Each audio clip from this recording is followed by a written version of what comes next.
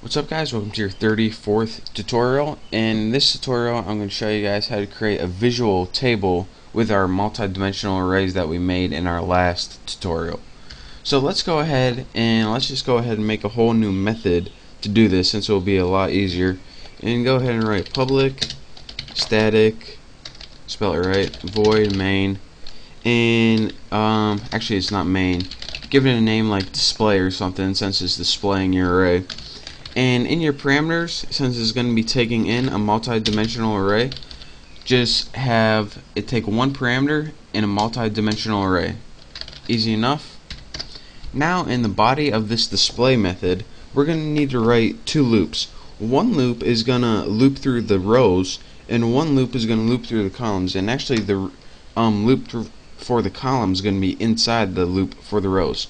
So go ahead and write your first for loop and put int row or something so you can see that it's looping through the rows, and just set that equal to 0, and then put row is less than x length or whatever you used up here, and then just put incremented by 1.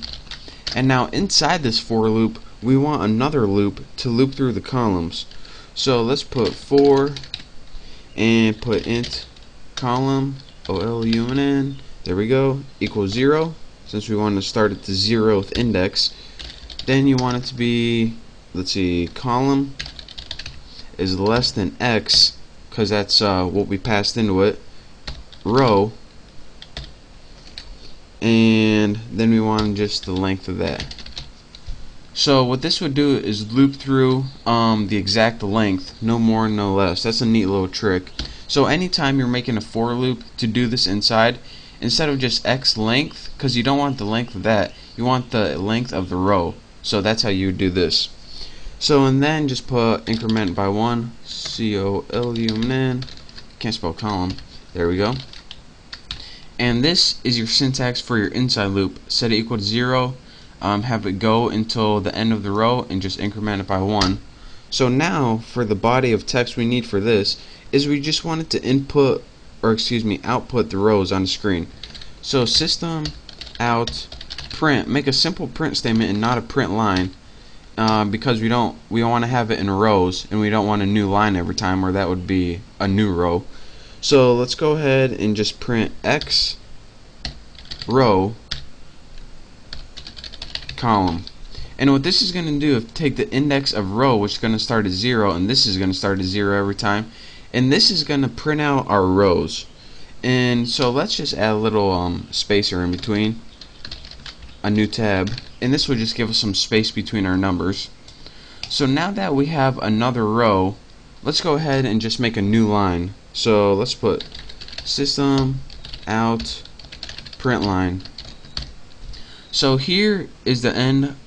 I forgot a semicolon right there. So here's what this method does. The first argument it takes is the row number, and the second argument it takes is the column number. It loops through it, and what this does right here is it just prints a row.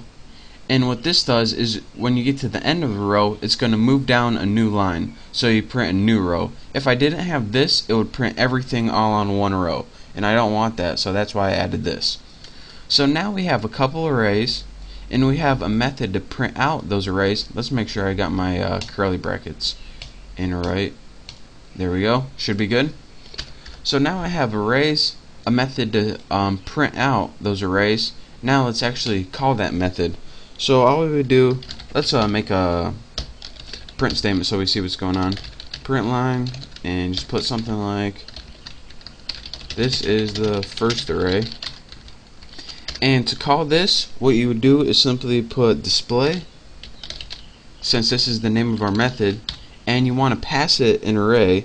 So let's go ahead and put first array, and again, you don't need, I spell array with 3 R's, yes I did. And again, you don't need to put any number of elements, since it already knows. So next, let's just do our other one, system out print line, and then just write this is the second array, and then just display that too, not the splat, display second array. There we go. Should be good. So now let me run this, make sure it works, and I'll show you guys. And take note, in my first array there are 2 rows. The first row has 8, 9, 10, 11. Second row has 12, 13, 14, 15. And in my second row I have 3 rows with all different column lengths. So now if we look at this visually, in my first array, what's actually at first array, spelled that wrong, has 8, 9, 10, 11, 12, 13, 14, 15 in this row. And again, that's this in the first row and this in the second row. And in my second array, let's see what I got. 30, 31, 32, 33, 4 values in the first row, this one in the second row, and 3 in the last row. So again, that's 4, 1, and then 3. So that's how you print out visually your table in a multi-dimensional array. So let me explain to you guys one last time how this works, and hopefully this will clear some things up. We went and we had ahead and made some multi-dimensional arrays using our 2 square brackets and kind of putting arrays in an array. That's what a multi-dimensional array is. This calls the function, or the method, excuse me. And what the method is, or how it works, is this. This is just housekeeping stuff. We wanted to pass a multi-dimensional array. So we make a multi-dimensional array. We just name it X so we can use it in our method.